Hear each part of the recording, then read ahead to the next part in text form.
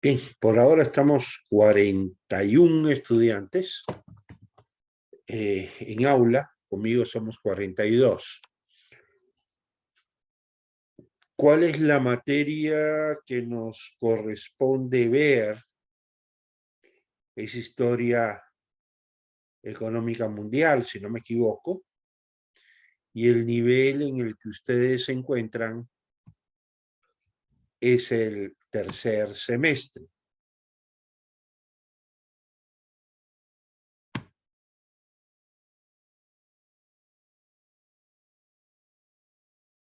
Un segundito que está entrando más personas.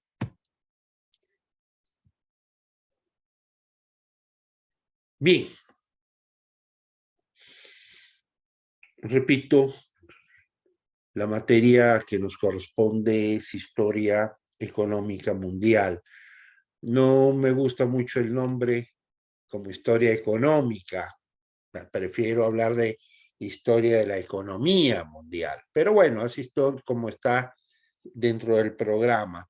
Ustedes van a tener el sílabus de la materia, aunque el sílabus que vamos a estar viendo es solamente una parte de la materia. Los sílabus son un poco anticuados en términos de contenido. Hoy contamos con muchísima información que nos permite hacer un análisis más objetivo de las cosas. En ese caso, vamos a hacer algunas tareas, vamos a escuchar a otros maestros hablar, que no son de la Universidad de Guayaquil, pero cuyos videos podemos escuchar y los vamos a escuchar y vamos a trabajar sobre eso. Pregunto, si no tengo respuestas inmediatas, entonces voy a la pregunta directa. ¿Por qué es importante la historia? ¿Qué es lo que debemos de ver como historia económica? ¿Alguien tiene una idea?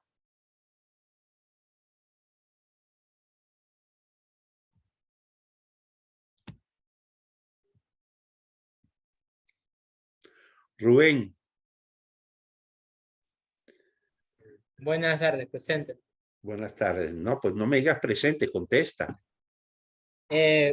Noción del tiempo, o sea, la historia de lo que viene, por decir así, los antepasados de nuestra economía, el trueque, prácticamente cómo va evolucionando, entrando en la materia, lo que es económico, cómo es la moneda, eh, el mercantilismo, por así decirlo. Más o menos por ahí una idea de lo que, acorde a la materia, es lo que yo le puedo dar a conocer. Ya. Ivette, ¿qué piensas tú? Considero que es importante porque tenemos que tener una base, un fundamento para poder compararlo con los sucesos actuales de la economía. Ya. ¿Y qué me dices, Nicole? Nicole Intriago, ¿qué piensas tú? O sea, considero que la historia nos permite de cierta forma poder comprender nuestro presente, nuestra realidad en base a los antecedentes de nuestros antepasados y de cierta forma poder determinar cómo será el futuro en cierto momento, porque somos seres de costumbres, somos personas de rutinas y a través de todo el legado que ha dejado la humanidad, hemos podido ver y comprender ciertas cosas que suceden a lo largo del tiempo. Okay. Andrés Díaz, ¿qué piensas tú? Andrés. Mister, muy buenas noches. Muy Chao, bien. porque lastimosamente no estaba percatando la clase, porque todavía estoy en horario laboral. Pero, ¿estás en clase o no estás en clase? Sí, estoy en clase, solo que estoy en otros trámites y es que me tocó hacer un poquito de...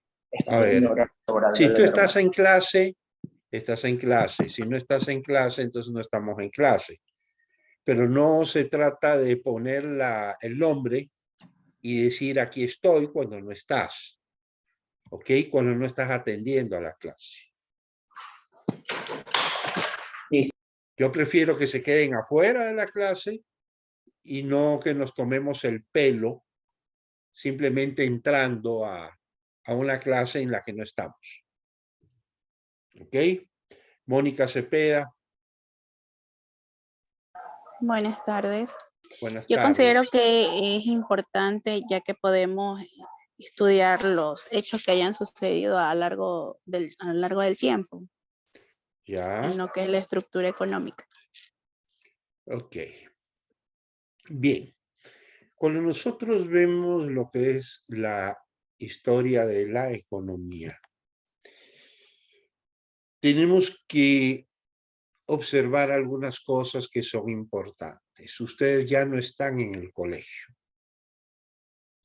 están en la universidad. Y por lo tanto tenemos que comenzar a pensar como científicos, aunque todavía no lo somos, aunque todavía estamos dentro del cascarón, aunque todavía nos falte mucho por llegar a eso, pero ya tenemos que comenzar a dar los primeros pasitos. ¿Ok? En la historia, para que la historia nos sea útil, para que la historia nos sirva como un antecedente de hechos, tenemos que entenderla desde una perspectiva científica. ¿Qué es lo que nos da la perspectiva científica? Pues básicamente dos elementos. Un elemento de orden metodológico, es decir, una forma de ver la historia, de entender la historia, y un elemento epistemológico que tiene básicamente que ver con la forma como interpretamos los hechos. No todas las propuestas epistemológicas son iguales. Yo generalmente soy una persona de pensamiento liberal. Entiendo al ser humano en términos de su libertad para actuar, para decidir. Hay otros profesores dentro de la facultad que tienen una propuesta metodológica que gira en torno al marxismo.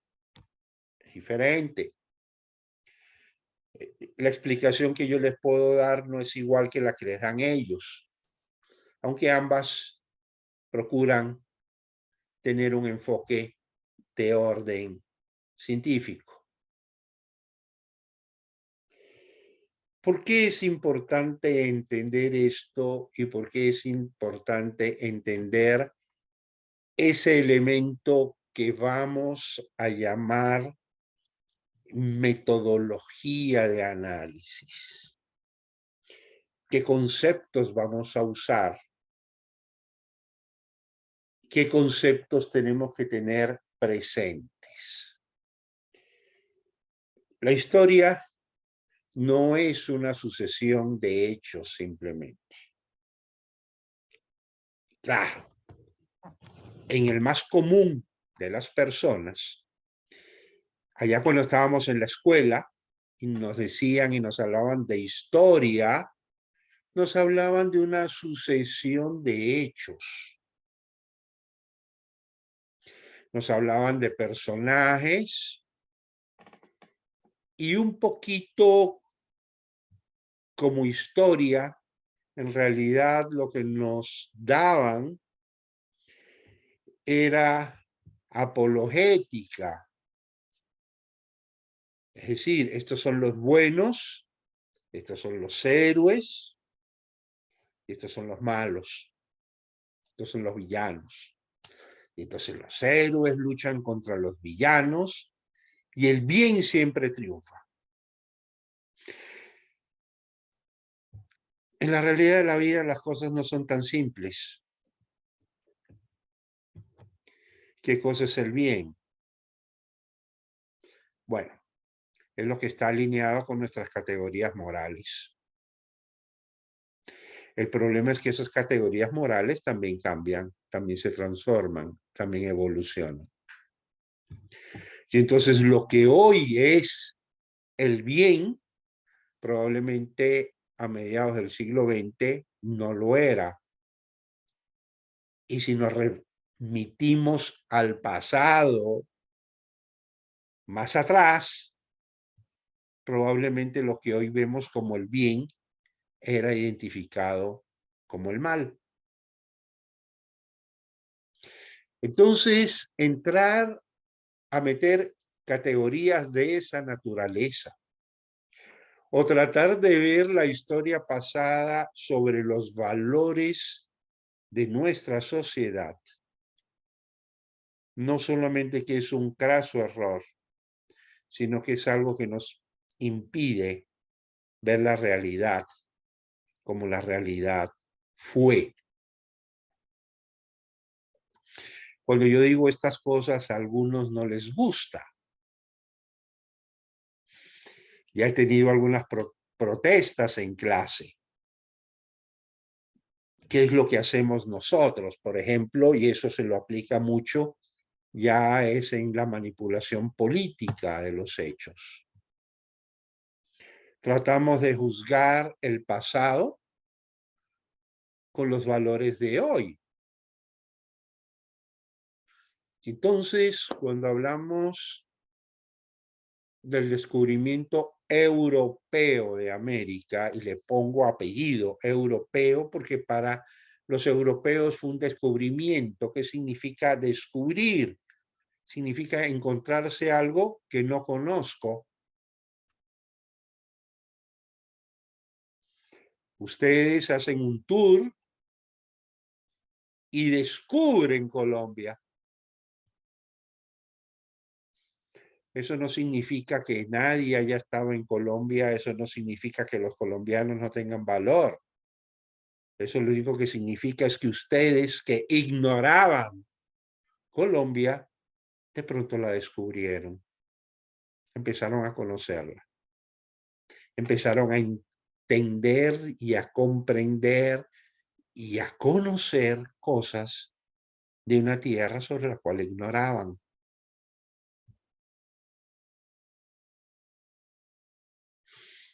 Hoy se especula mucho, se lleva a lo catastrófico, se crea toda una leyenda negra de lo que fue el llamado proceso de conquista, que pudo haber sido muy doloroso, pero que ya quedó atrás hace 500 años. Que los que lo vivieron para bien o para mal, ya todos están muertos. Y que lo vivieron de acuerdo a definiciones éticas de esa época, que no son las actuales. Entonces, cuando vemos hechos pasados, tenemos que tratar de entender esos hechos pasados dentro de los parámetros éticos, dentro de los parámetros ideológicos que en ese pasado existían. Y aquí entonces surge el problema del método, cómo estudiamos la historia. Y para el estudio de la historia yo no soy marxista, soy liberal, Esa es mi definición de mí mismo. Y soy un liberal, bastante liberal. Pero eso no significa que no acuda a categorías marxistas que yo las considero válidas para estudiar la historia como ciencia. Pues bien, hay 3 categorías que es importante que ustedes manejen en esta materia. A propósito, ¿ya vieron economía política? ¿Ya les dieron economía política a ustedes? Economía política 1. Ya. ¿Qué les enseñaron en esa economía política 1?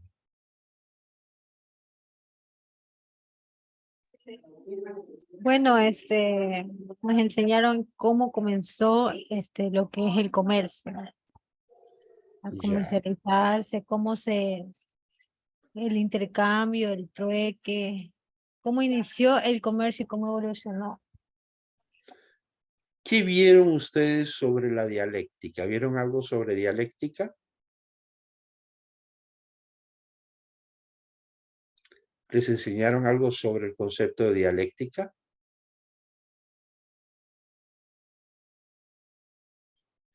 La dialéctica no es un concepto marxista, pero es un concepto que Marx populariza el siglo XIX, que él lo toma de otros filósofos, algunos inclusive contemporáneos de él. ¿Vieron ese concepto, el concepto de dialéctica? Rubén. Pablo. ¿Lo vieron o no lo vieron? Bueno. Les enseñaron algo sobre infraestructura, estructura y superestructura. ¿Qué les enseñaron sobre eso? ¿Les hablaron de esas 3 categorías?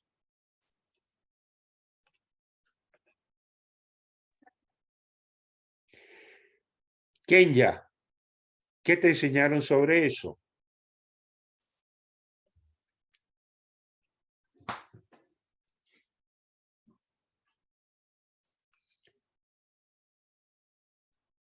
¿Te hablaron sobre esas 3 categorías o no?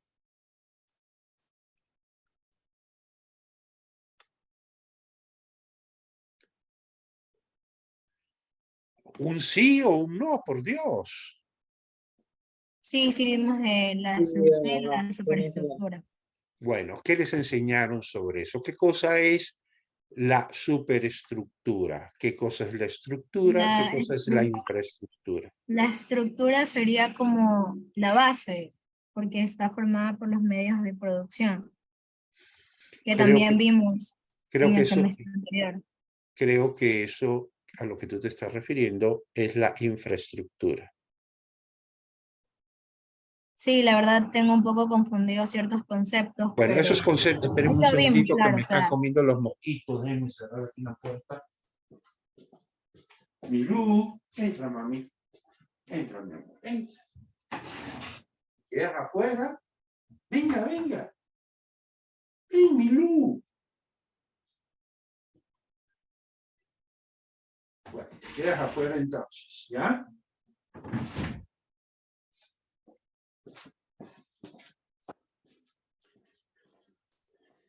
Una cachorrita bien necia, pero bueno.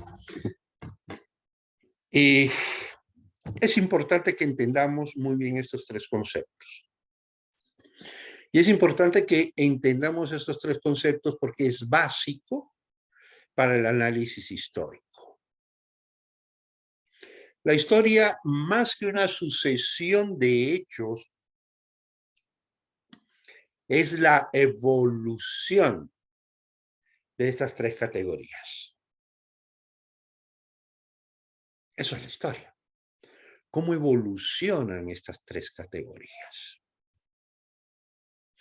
Veamos entonces algunos ejemplos para que podamos entender. ¿Cómo evoluciona la infraestructura? ¿Qué cosa es la infraestructura? Son aquellos elementos entre los cuales están los medios de producción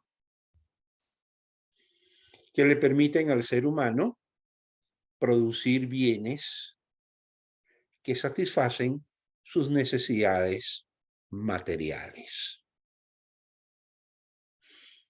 En la sociedad más primitiva, antes de la era del bronce, mucho antes de la era del hierro, ¿cómo estaba definida la infraestructura? Pues simplemente había un campo, tierra, había árboles, había frutos y el ser humano era recolector. ¿Qué comía? ¿Cuál era su dieta? Frutos. ¿Por qué? Porque no podía sembrar. ¿Y por qué no podía sembrar? Bueno, en primer lugar, todavía no descubría la agricultura. Pero para poder descubrir la agricultura, tenía primero que desarrollar instrumentos que le permitieran labrar la tierra. Y aquí entonces tenemos dos cambios fundamentales. Un cambio en la infraestructura, el desarrollo de herramientas. Por ejemplo, el arado más primitivo, que era un pedazo de estaca que iba labrando el piso. ¿Y cómo empujábamos la estaca? Pues con un animal de tiro. Ese es el primer arado.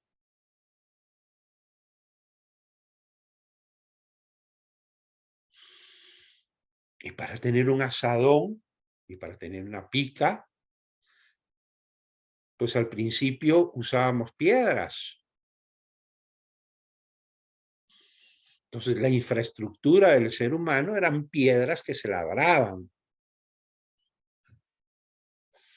Cuando el ser humano descubre el cobre, descubre el estaño, logra entrar ya en la edad de los metales con el bronce. Y entonces la infraestructura evoluciona. Ya no solamente es un recolector, ya es un agricultor. La superestructura también ha cambiado. ¿Qué cosa es la superestructura? Bueno, es el conjunto de ideas que tiene el ser social. Ideas que tienen que ver con su organización, con sus jerarquías sociales. Estamos hablando de sus leyes, estamos hablando de sus ideas religiosas, estamos hablando de sus categorizaciones sociales.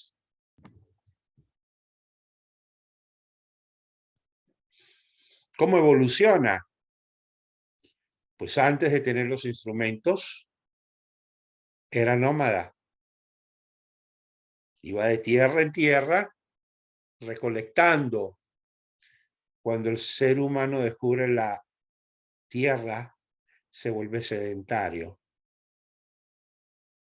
Pero entonces surge un concepto nuevo que antes no existía: la propiedad sobre la tierra. Esta tierra es mía, la pertenencia sobre la tierra. ¿Por qué? Porque esa tierra es la que yo voy a cultivar, porque es la que me va a dar de comer. Y entonces ya no solamente cambia la infraestructura, cambia también la superestructura, el concepto de pertenencia a la tierra. Y de pronto descubro que hay pueblos que quieren también mi tierra. Y entonces tengo que organizarme militarmente para defenderme. Y así como otros quieren mi tierra, yo también voy a querer la de los demás. Surge entonces el derecho de conquista.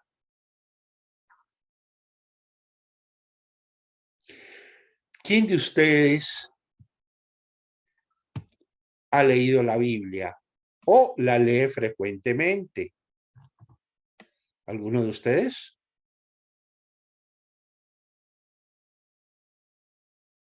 ¿Nadie? No puede ser que en un grupo de 44 personas nadie de vez en cuando abra una Biblia, alguna vez en su vida. Pues bien, yo me voy a remitir a la Biblia porque más allá de los que son creyentes o no creyentes, de alguna manera es un conjunto de libros que nos hablan de estos elementos de los cuales estamos hablando. Veamos. Sale el pueblo de Israel de Egipto, donde eran esclavos. Superestructura. Vivían en una sociedad de castas. Tú naciste esclavo y mueres esclavo.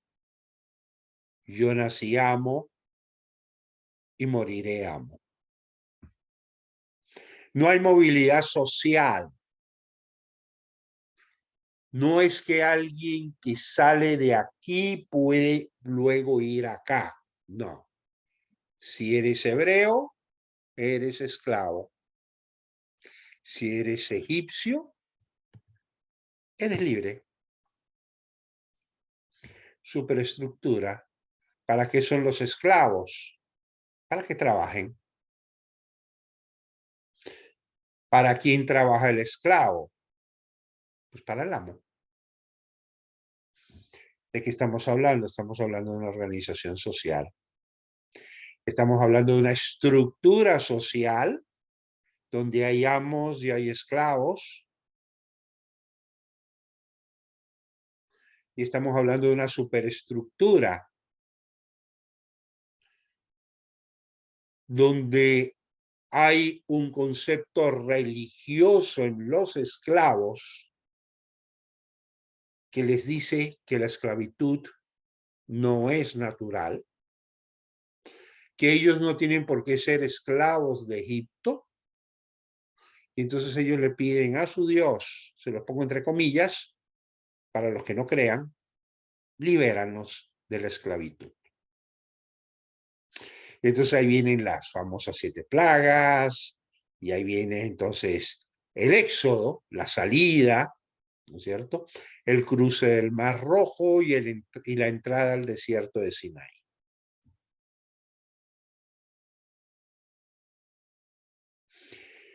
Pero luego de 40 años de estar vagando por el desierto de Sinaí, este pueblo, que había dejado de ser esclavo, alguien le dijo que tenía una tierra que Dios le había prometido. ¿Cuál era esa tierra que Dios le había prometido? Bueno, estaba del otro lado del río Jordán. ¿Qué hace este pueblo entonces? Primero cruza el río Jordán.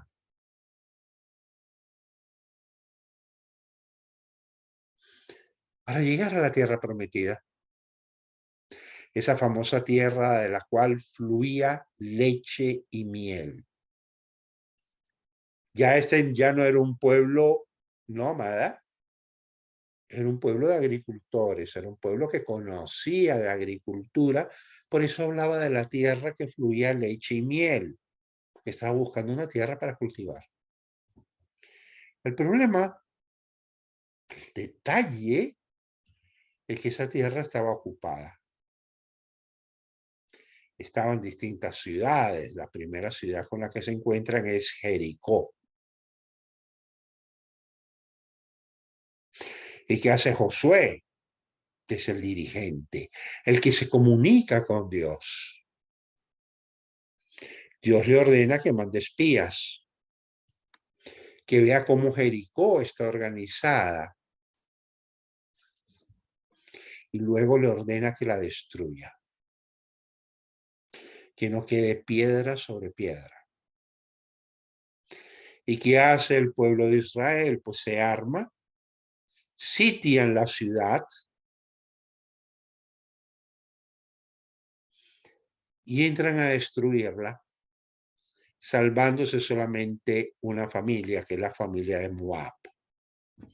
Era una prostituta que los escondió a los espías y en gratitud a eso la salvan a ella, no la matan ni a ella ni a su familia, pero al resto de la ciudad la acaban. Si ese relato yo lo traigo al siglo XXI, ¿ustedes qué me van a decir? Bueno, es que esa gente eran unos desgraciados que fueron a robarse una tierra, la invadieron, mataron a todos los que estaban en esa tierra y se les quedaron con la tierra. Y sí,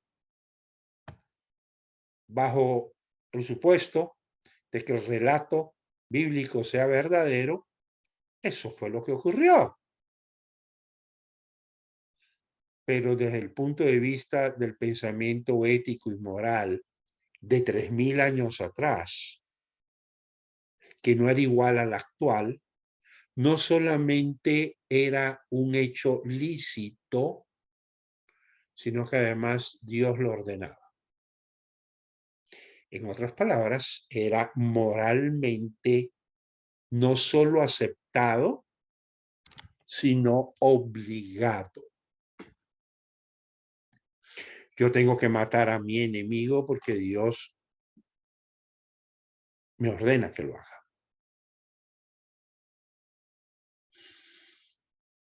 Más o menos esa misma historia la vemos en el presente, ya no con los judíos, pero sí con los musulmanes, ¿no es cierto?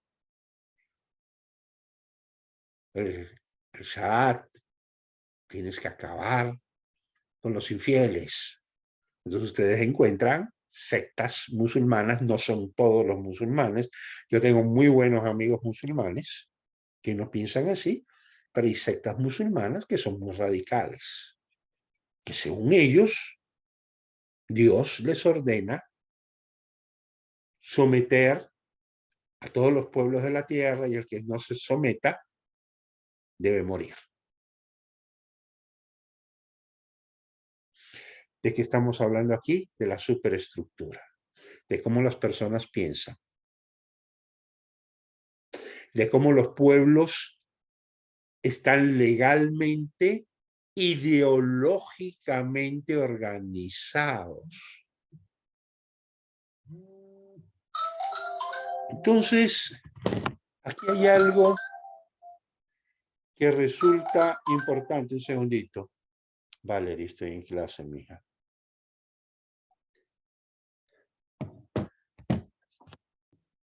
Si yo trato de ver la historia de Jericó con los parámetros morales del siglo XXI, pues lo que hicieron los hebreos en Jericó, exterminar a toda la población, hoy a eso le llamamos genocidio. Pero eso era lo común 4000 años atrás. ¿Y por qué era lo común? Porque las comunidades no tenían recursos. Las comunidades crecían, las necesidades de las comunidades crecían y los recursos eran escasos. La tierra era escasa, la tierra fértil. Y no había técnicas como las hay hoy para hacer que tierras que no son tan fértiles produzcan técnica de riego por goteo, etcétera, etcétera, etcétera. La infraestructura no llegaba a eso todavía. Entonces, ¿cómo funcionaba la superestructura para el pueblo de Israel? Así como para los egipcios fue lícito tener todo un pueblo esclavizado, para el pueblo de Israel fue lícito acabar con toda una ciudad que era todo un pueblo, que era todo un país, exterminarlo, porque esa tierra era de ellos. Nos vamos entendiendo. Entonces, todos los conceptos éticos, los conceptos morales, los conceptos legales van evolucionando en el tiempo. Y van evolucionando en el tiempo conforme la infraestructura también evoluciona. Para nosotros hoy es monstruoso que un pueblo trate de conquistar a otro.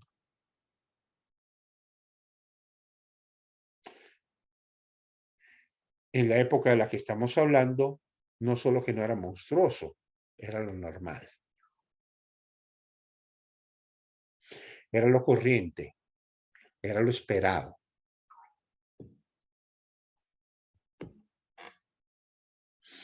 Entonces, cuando los españoles llegan a América,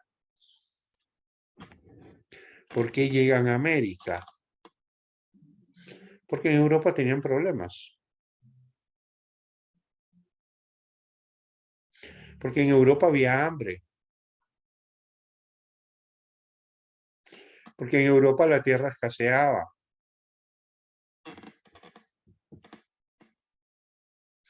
Pero además el comercio estaba bloqueado. Los musulmanes habían tomado todo ese camino hacia el oriente, donde Europa se abastecía de especias y de otros productos como seda y otros más. Y por eso es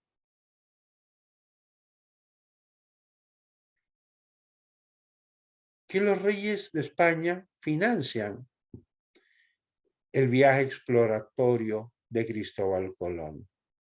¿Colón fue a buscar una nueva tierra? No. Colón fue a buscar las Indias. Por eso, él creyó haber llegado a la India, porque era lo que le estaba buscando. ¿Y qué buscaba yendo hacia allá? Una nueva ruta de comercio que permitiera desbloquear el comercio con el Extremo Oriente. Y de pronto se encuentra una nueva tierra. Y hay un choque de civilizaciones.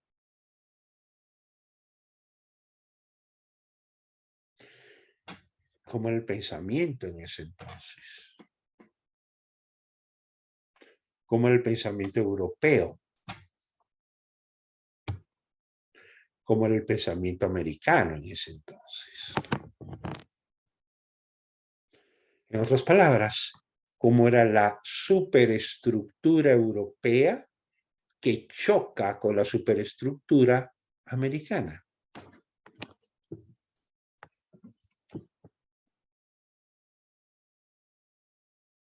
Y entonces podemos entender cosas que pasaron, muchas de las cuales son tremendamente exageradas, muchas de las cuales son más mito que verdad.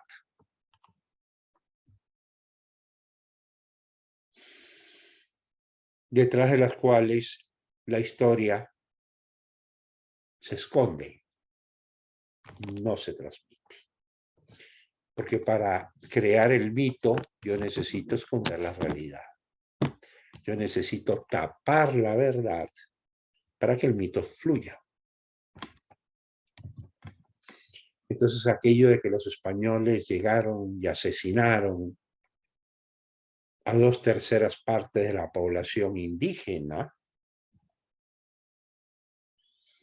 es un mito que no soporta el más mínimo análisis.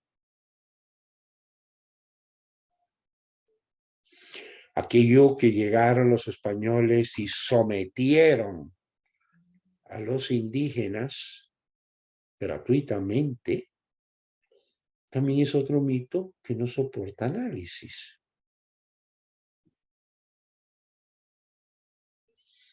Yo pregunto, ¿el imperio inclásico cae frente a un grupo de españoles? El imperio azteca cae frente a otro grupo de españoles, en el caso azteca, comandados por Hernán Cortés. Yo quiero hacerles a ustedes unas preguntas. ¿Cuántos soldados llevaba Hernán Cortés?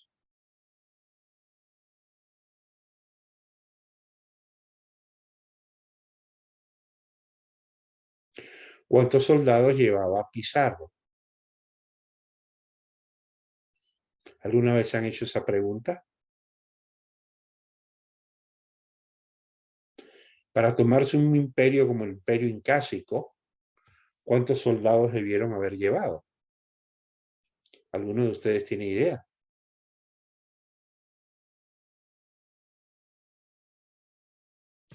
Para tomarse un imperio como el imperio azteca, ¿cuántos soldados debieron llevar?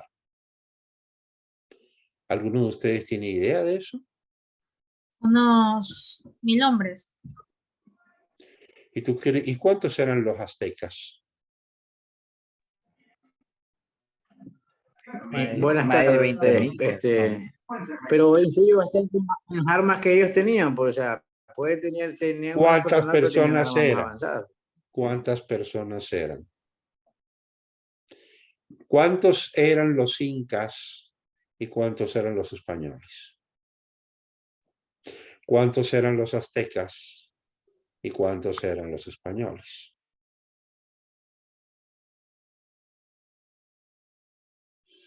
Partimos de un hecho. Los aztecas eran más de 1 millón. Bastante más de 1 millón. Las tropas de Hernán Cortés eran las que cabían en 3 naves que fueron quemadas. De allá el famoso dicho, quemó sus armas. Lo que pasa es que los españoles tenían armas. Eso nos dice Javier. Pero, ¿qué armas tenían los españoles, Javier?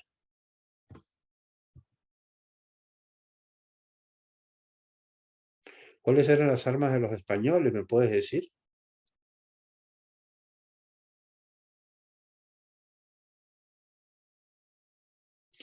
¿Qué armas de fuego?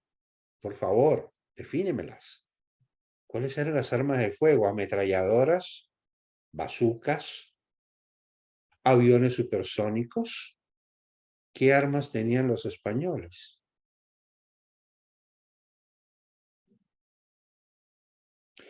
¿Cómo eran esas escopetas? En realidad se llamaban arcabuces. ¿Qué características tenían? ¿Cuánto podían disparar?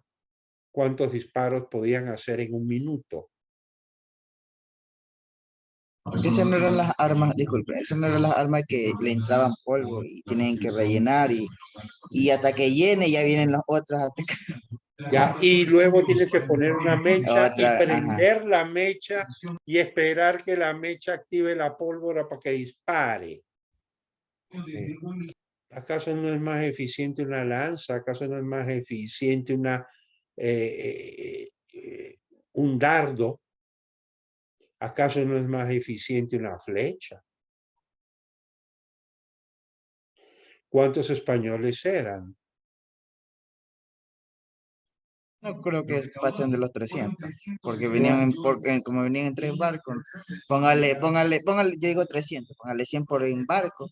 ¿Y cómo Un cálculo. 300 personas se toman un imperio de 1 millón de soldados?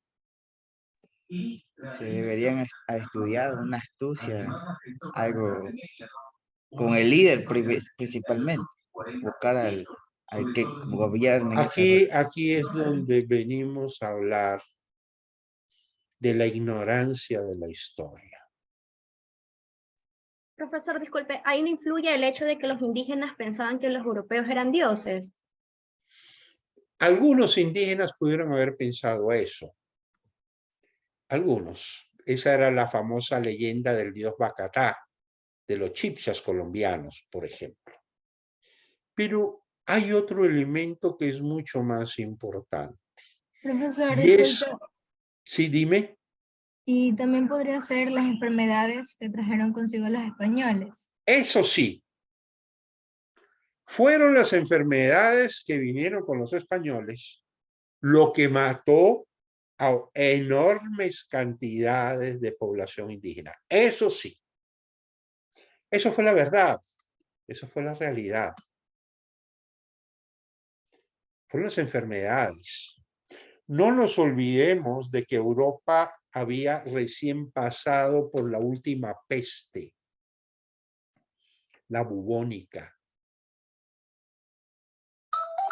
La bubónica mermó la población europea tremendamente. Se dice que entre 1/3 y la mitad de la población europea murió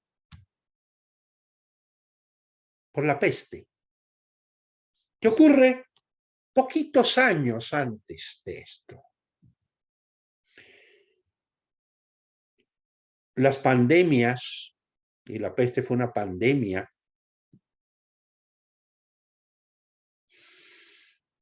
¿cómo se pasan? Bueno, primero que hay un montón de muertos, pero los que van quedando vivos van desarrollando inmunidad. Y entonces ya esas enfermedades ya no los matan. No es que la enfermedad se curó, es que el ser humano aprendió a vivir con ella. Y ya es inmune a esa enfermedad. Pero resulta que los indígenas americanos no eran inmunes porque esa enfermedad no existía en América. Y cuando llegan los españoles traen la enfermedad, traen las ratas que vienen en los barcos. Y lo mismo que había pasado en Europa pocos años antes, pasa en América y la mortandad es salvaje. Pero no es porque los españoles vinieron a matar a la gente, pues. Es porque así como en Europa hubo una pandemia, en América también la hubo. Que bueno, la pandemia la trajeron los europeos, que alguien me diga que la trajeron a propósito. Eso es una de las causas de ese famoso encuentro entre esas dos sociedades. Ahora, ¿qué es lo que realmente le da el triunfo a los españoles? La verdad de los hechos es la estructura social que los pueblos americanos tenían. A nosotros, por ejemplo, nos enseñan de que los pueblos originarios son descendientes de los incas. Eso es falso. Los incas eran un clan cerrado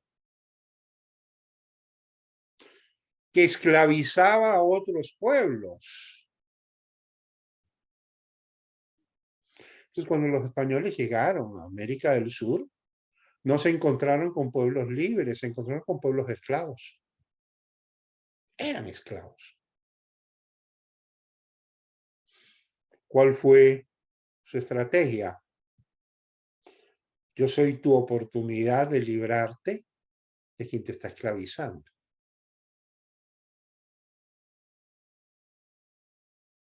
Y ahí como un puñado de españoles liquidan 2 imperios, porque en realidad quien liquida los imperios no son los españoles, son los propios indígenas que se sublevan, apoyados por los españoles. A ver, entren en internet, búsquenme el término mitimae. ¿Qué significa?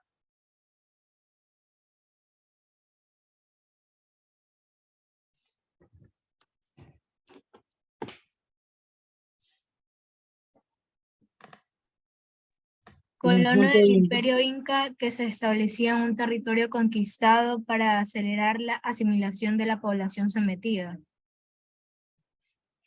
Ahí estás usando en muy pocas palabras, estás revelando una realidad histórica de la cual no tenemos conciencia.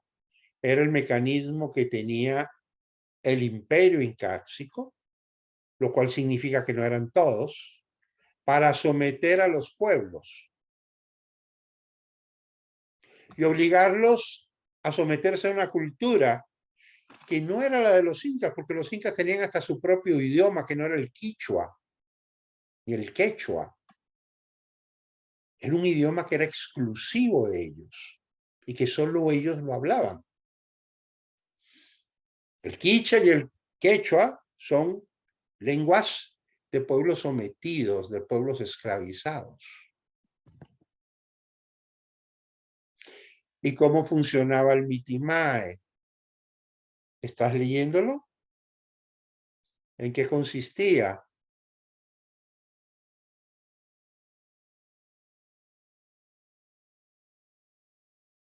¿Lo puedes leer?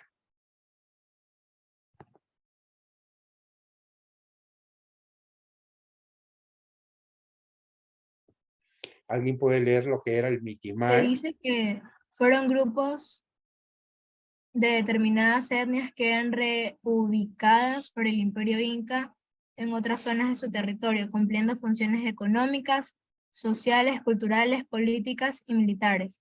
La práctica de los mitimaes podría ser tanto un castigo como una recompensa. Eran reubicados. Y uno se pregunta, ¿por qué son reubicados? ¿Qué significa ser reubicado? Tenemos que entender por qué son reubicados. O sea, es como que se iban a otro lugar, a las costumbres que tenían los incas, pasarlas allá. Eran desterrados, eran extirpados de su territorio. Estamos hablando de sociedades que eran netamente agricultores, que tenían un gran arraigo con su tierra, con el mitimae, que es lo que los incas decían: esta no es tu tierra, esta tierra es nuestra, nosotros somos los dueños, tú eres mi esclavo. O sea, Así que vas a socialmente coger... no eran aceptados. ¿Cómo? Socialmente no eran aceptados. Por supuesto que socialmente eran afectados, por supuesto. Porque Aceptados. O sea, no eran aceptados, por eso los desterraban. no es que no fueran, es que era el mecanismo que tenían los incas de dominar. Ah, ok. Tú le quitas a la gente su tierra,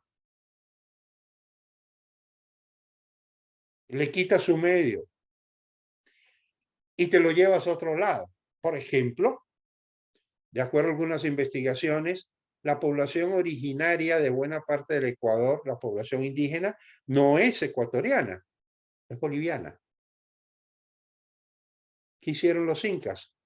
Todos los que vivían los agarraron y se los llevaron a lo que hoy es Bolivia.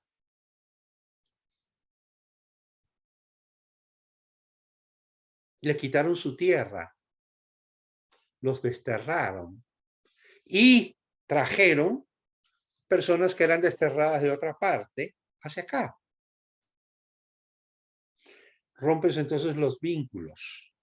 porque el pueblo A era amigo o enemigo o se comunicaba con el pueblo B. Y de pronto el pueblo A conversaba con el pueblo B, luego hablaban con el C y se sublevaban.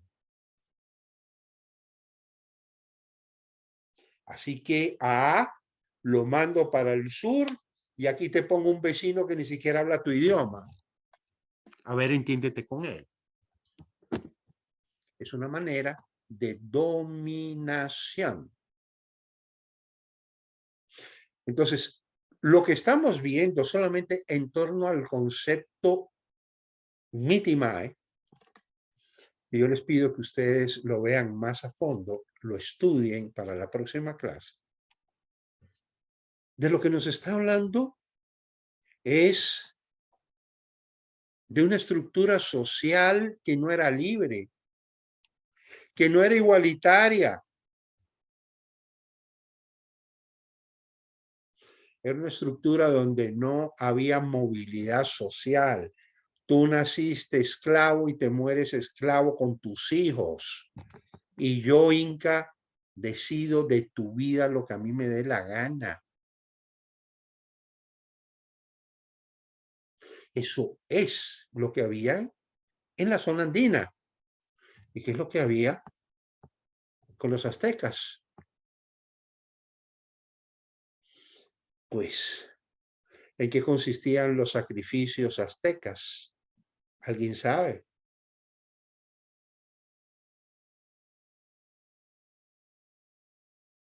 A ver, googleen.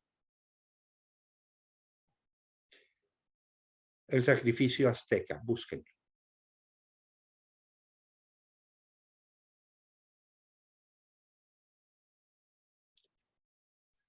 Hacían sacrificios humanos sobre altares de templos, donde Claro. extraían el corazón del prisionero aún con vida y se empleaba como un sacrificio gladiatorio, donde la víctima se enfrentaba a 4 guerreros aztecas. Sí, pero ¿era el único sacrificio que se hacía? ¿Cómo los sacrificios de mujeres?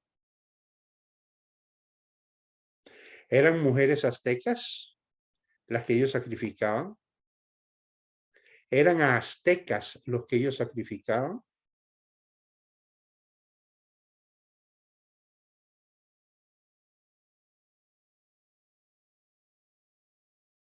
Prisioneros. Pueblos sometidos. Entonces los pueblos sometidos no solamente tenían que trabajar para el azteca, tenían que brindarles sus mujeres, brindarles sus niños para que fueran sacrificados.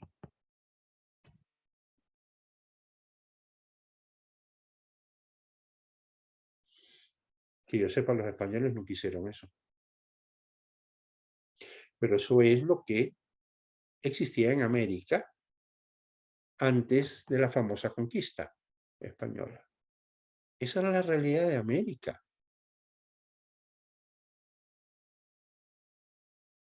Esa era la realidad de América. ¿Ustedes la conocían?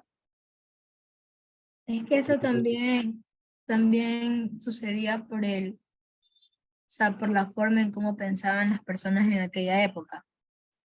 Pero, a O ver, sea, obviamente estoy consciente que eso está mal y que no está bien. a ver, pero la pregunta es, desde el punto de vista de la civilización, porque a mí tratan de venderme que la civilización inca y la civilización azteca era superior a la europea, que estaban años luz en ciencia y todo sobre los europeos, que vinieron los europeos a acabarla. La pregunta es, desde el punto de vista civilizatorio, y entendemos por civilizatorio esa proximidad o lejanía a lo que hoy tenemos. ¿Se imaginan ustedes? Yo voy por tu casa, préstame tu hija porque necesito sacrificarla para calmar al volcán que tengo prendido. ¿Qué tan científico es eso? ¿Qué tan avanzado es eso? Pueblos que ni siquiera conocían la rueda. Que hay monumentos magníficos, estoy de acuerdo. El problema es que nadie hasta ahora puede explicar cómo se hizo, ni quién los hizo. Lo único que sabemos es que quienes lo hicieron no eran los que estaban en ese momento. Los que estaban en ese momento todavía creían que había que hacer sacrificios humanos para calmar un volcán o para que haya una buena cosecha. Y no era que se sacrificaba una persona. Los sacrificios eran en masa. Y existía esclavitud. Y una esclavitud bastante cruel. Entonces no es que cuando los españoles llegaron, los indígenas eran libres, dichosos, ¿no es cierto? Cogiditos de la mano, miraban la caída del sol en Salinas como suelo hacerlo yo con mi esposa, todos felices y románticos. No, no, no, no, la vida no era nada fácil. Y eso es lo que facilitó la conquista. Precisamente eso facilitó la conquista. Porque son los propios pueblos originarios que habían sufrido, que sufrían esclavitud, los que se rebelan. Los otros eran un puñado de 200, 300 españoles, con unas escopetas que podían disparar un tiro cada 20 minutos. Que sí, que hacían un ruido enorme. Pero con eso no se conquista un imperio, pues.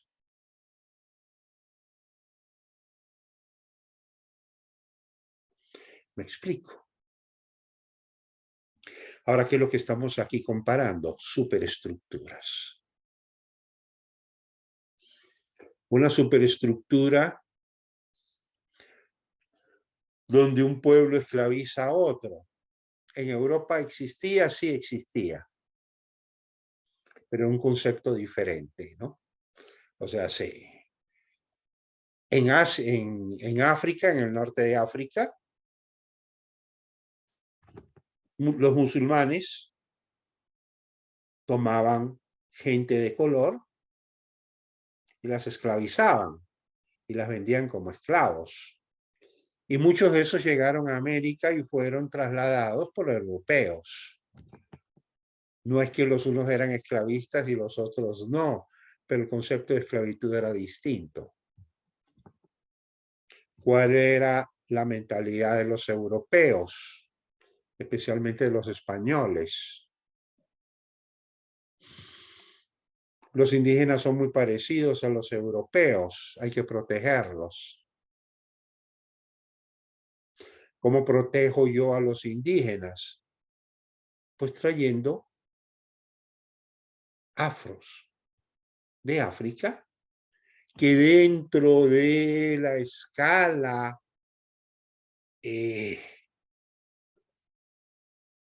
están más lejos, esto lo digo entre comillas, era la forma que ellos pensaban del ser humano, que para ellos el ser humano era el blanco, era el europeo, los demás no lo eran, o no los consideraban como tal. Ellos consideraban como iguales a los chinos, a los hindúes con los que comerciaban, pero no con los africanos, que los consideraban subhumanos.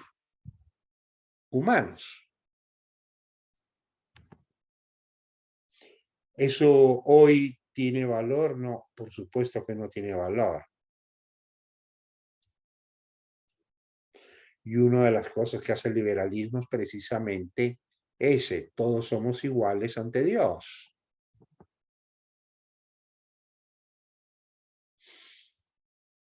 Parte de la superestructura.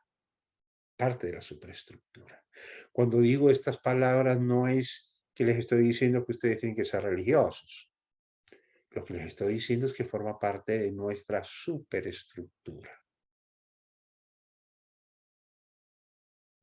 Y si todos somos obra de la misma creación, parte nuevamente de la superestructura. No les estoy diciendo que tienen que creer en una creación. Simplemente les estoy dando los elementos de juicio superestructurales. Y todos formamos parte de una misma creación, todos somos iguales ante Dios.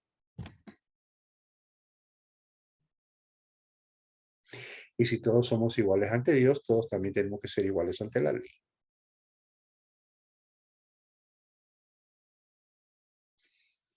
¿Estamos claros? Cuando hablamos de esclavitud, ¿todos somos iguales? No, no todos somos iguales. Entonces, en el caso de los imperios americanos,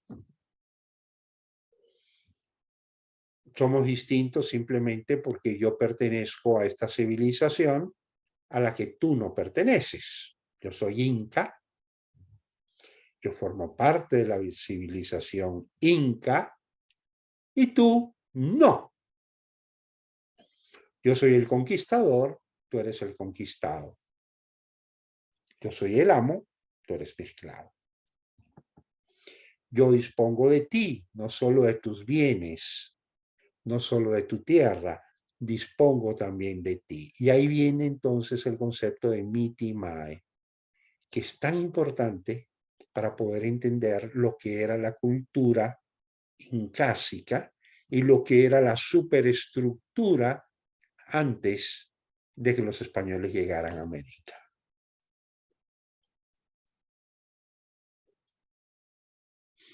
Por lo menos en América del Sur, no en México, pero sí formaba parte del imperio incásico. ¿Estamos claros? Entonces, ¿qué es lo que estamos haciendo y qué es lo que hemos estado haciendo durante toda la noche? Dándonos cuenta cómo evoluciona la sociedad. ¿Y esa sociedad cómo evoluciona? Bueno, hay una evolución tecnológica, hay una evolución científica que viene desde tiempos inmemoriales. Al principio muy lentamente se va transformando. Esa transformación que logra el hombre buscando ¿qué? Mejores condiciones de vida, mejor bienestar. Va afectando la relación que tiene el ser humano con la naturaleza, con el medio. Va afectando su capacidad para satisfacer sus necesidades.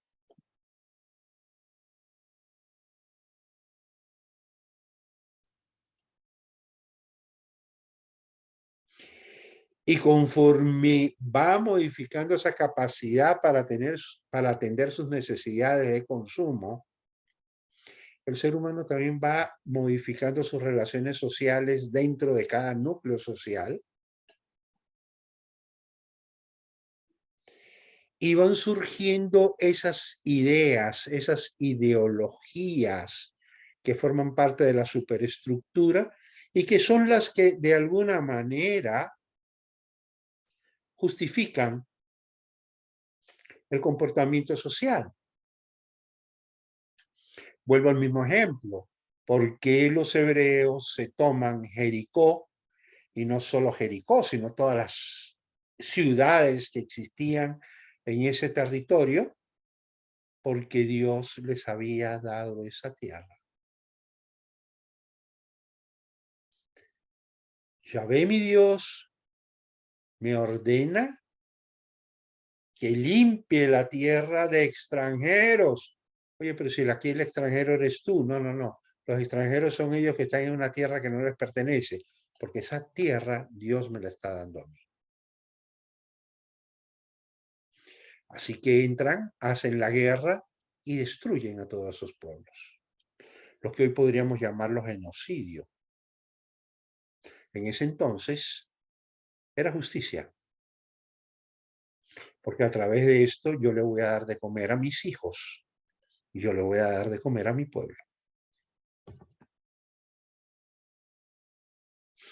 En el caso de los incas era exactamente lo mismo. cuál era la superestructura, la ideología. Nosotros somos superiores.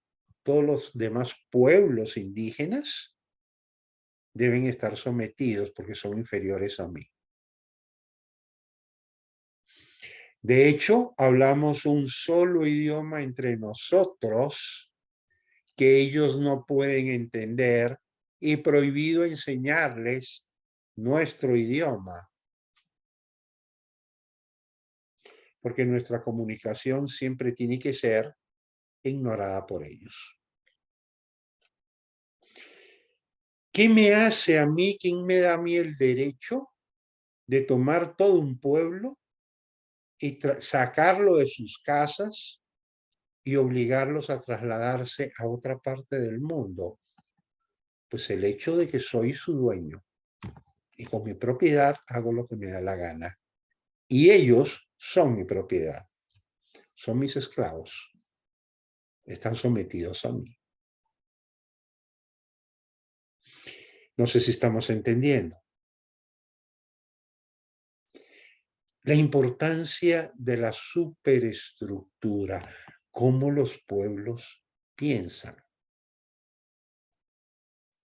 Y esa superestructura evoluciona, va cambiando, conforme van cambiando las necesidades de los pueblos. Y de ahí la importancia de la economía, concepto con el que vamos a cerrar la clase de hoy.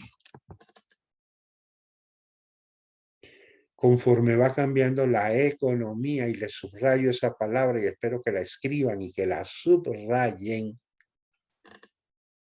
entonces la economía va cambiando conforme cambia la infraestructura productiva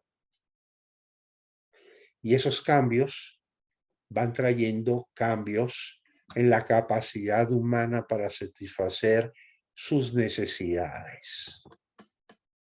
Y en la medida que esa capacidad va cambiando, también va cambiando la superestructura.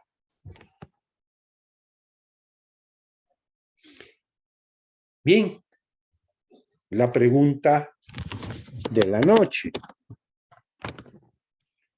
¿Qué cosa es la superestructura? Perdón, ¿qué cosa es la economía? Se supone que ustedes están estudiando economía. ¿Cuál es el objeto de la economía? ¿Qué es lo que estudiamos en economía? La economía es la ciencia que estudia la administración de los recursos, de tal manera que se pueda distribuir para satisfacer las necesidades de una sociedad. Que pueda distribuir para satisfacer las necesidades de una sociedad. Me encanta lo que me está diciendo, no estoy de acuerdo con ello. Pero justamente porque no estoy de acuerdo es que me encanta lo que estás diciendo. ¿Ya? Vamos a hablar eso más adelante porque yo también tengo mi propia definición de la economía. Y no es una definición que es mía. No. Es una definición que nace con la economía como ciencia. Pero que tenemos que entenderla. La economía precisamente trata de esa capacidad que tiene el ser humano para satisfacer necesidades.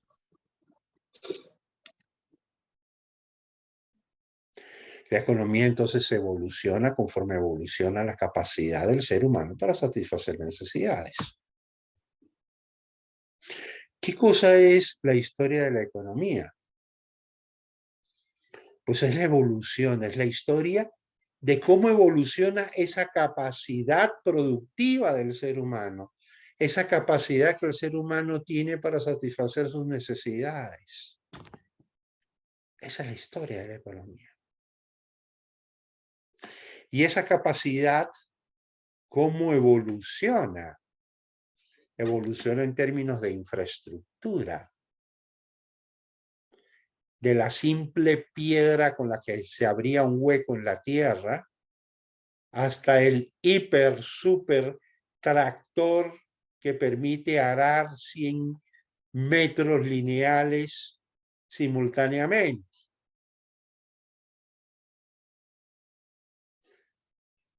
De descubrir que una semillita metida en la tierra va a dar una mata, hasta la manipulación genética de esa semilla para hacerla mucho más productiva. Evoluciona la infraestructura conforme evoluciona el conocimiento del ser humano sobre la naturaleza. Y eso va cambiando la capacidad del ser humano para producir. Y eso va cambiando la forma en que se produce. Ahora bien, cuando el ser humano no tenía mayor capacidad de producción, los enfrentamientos ideológicos no eran muy comunes. ¿Los hebreos aceptaban la esclavitud? Sí, hasta los hebreos aceptaban la esclavitud. Pero era una esclavitud distinta a la esclavitud de otros pueblos. Inclusive dentro de la propia Biblia ustedes encuentran un concepto muy interesante. La legislación hebrea, una buena parte de la legislación hebrea funciona sobre un numerito, el número 7. ¿Qué importancia tiene el número 7 para los hebreos? Bueno, comienza con el día de reposo. Durante 6 días harás toda tu obra, pero el séptimo día reposarás. Pero le ordena al hebreo que no solamente repose él, que repose también su esclavo, si es que tiene esclavo, y que repose su sirviente, si es que tiene sirviente. Todos tienen que reposar ese día. No es que tú vas a reposar porque tú eres el amo y el otro va a seguir trabajando, no. Todos reposan. Pero también la tierra reposa. Gracias, Teo, por este informe de Qatar. Puedes apagar, María Eva, puedes apagar el micrófono, por gracias. Resulta que también hay periodos de 7 años. Esos periodos se los llama año sabático,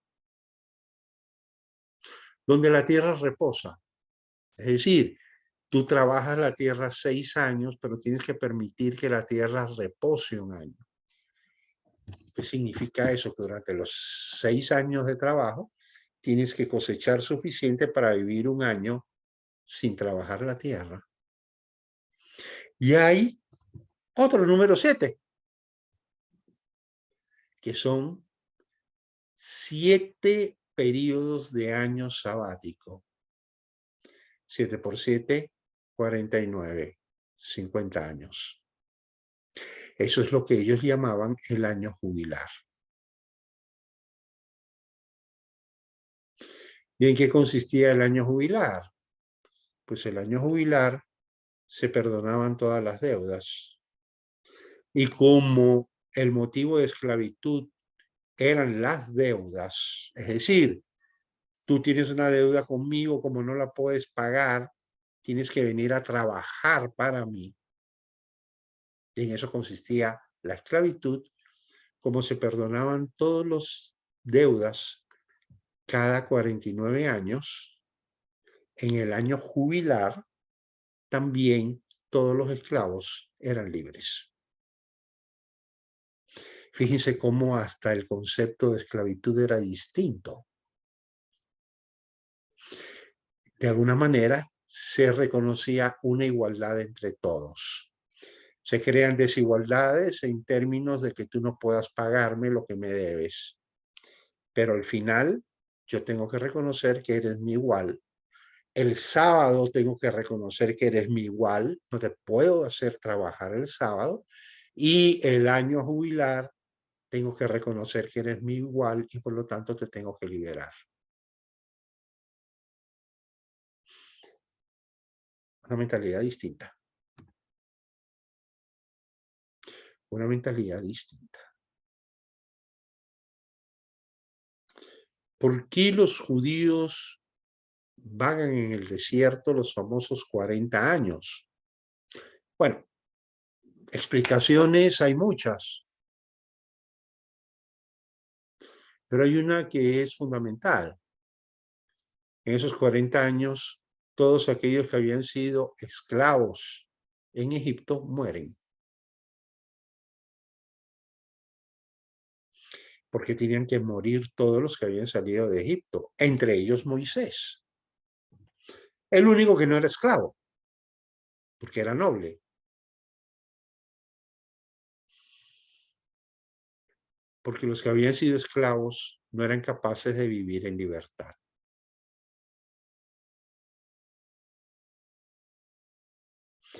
Y eso ustedes tienen todos los relatos en el Génesis de esa incapacidad para vivir en libertad.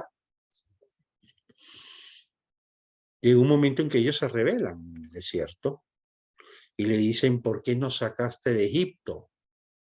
Porque en Egipto eras esclavo y aquí eres libre.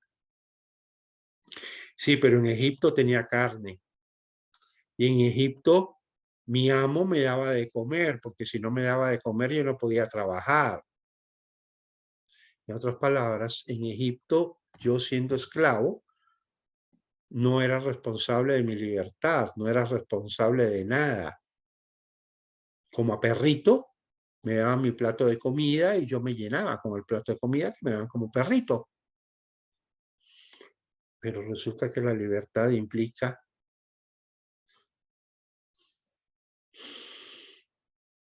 la obligación conmigo mismo.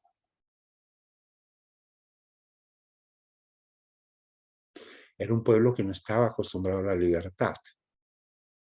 Tuvo que morir para poder entonces entrar en la tierra prometida. Era un pueblo de esclavos que no sabía hacer otra cosa. Y entonces durante esos 40 años no hacen nada. Reciben el maná que les manda Dios, ¿no? El maná que viene del cielo. Con eso se alimentan y con eso son felices. Porque no tienen iniciativa. Porque no saben ser libres. De ahí viene entonces el concepto que la libertad no es simplemente hacer lo que a mí me da la gana. Es responsabilizarme de mí mismo. Definir mi propio destino. Y responsabilizarme por mi propio destino. ¿Qué quiero ser? ¿Y cómo lo voy a conseguir? Ejerciendo mi libertad. Bien, esos son conceptos que forman parte de la superestructura de ese pueblo milenario. ¿Ok? Hablamos de conceptos de la superestructura inca, de la superestructura azteca. En sí, la historia que vamos a ver es la historia de la evolución de la capacidad del ser humano para satisfacer sus necesidades. Pero también la historia de cómo evoluciona las ideas de organización social.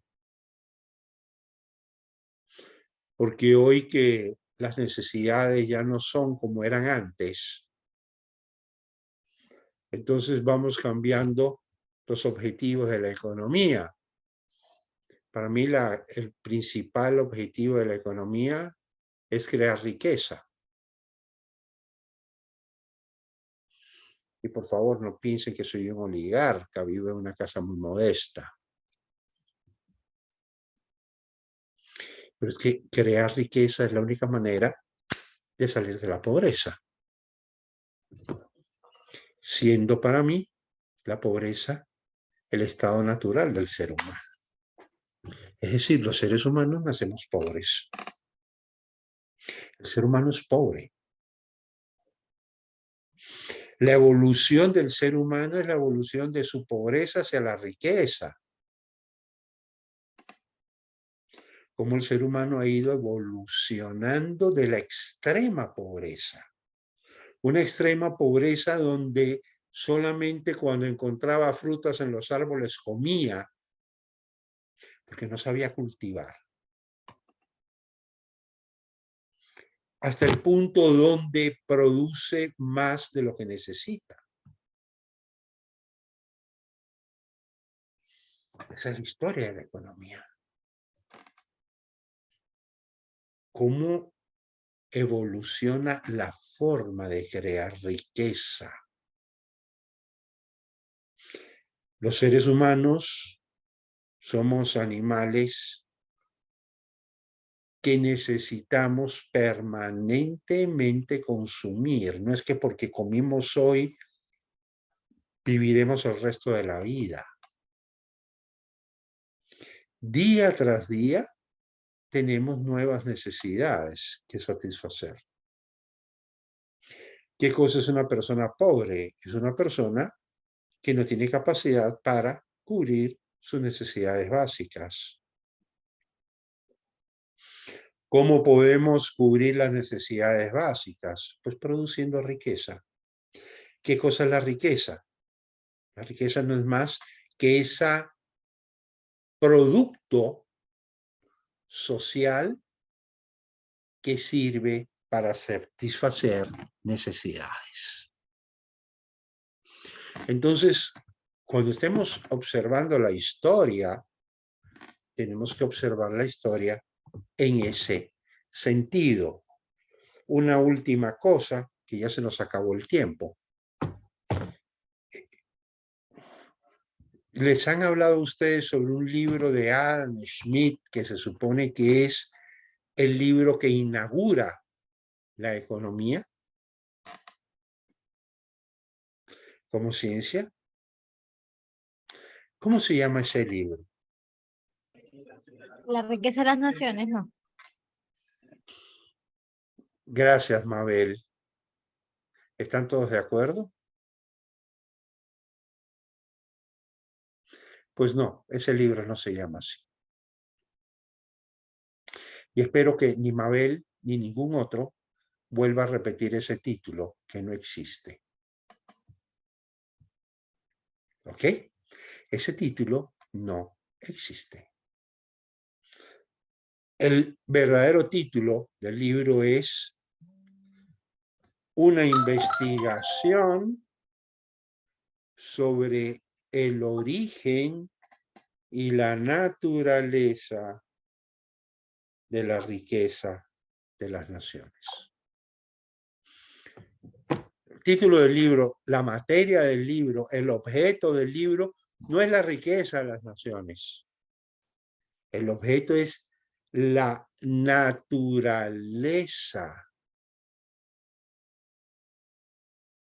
de esa riqueza. En otras palabras, cómo algunos pueblos logran producir riqueza. Cómo algunos pueblos logran salir de la pobreza. Por lo menos en mis clases, tengan claro cuál es el objetivo de la economía. El objetivo de la economía no es estudiar la pobreza. El objetivo de la economía es buscar las formas de crear riqueza, entendiendo por riqueza la capacidad social para satisfacer necesidades, es decir, para reducir la pobreza. ¿Estamos?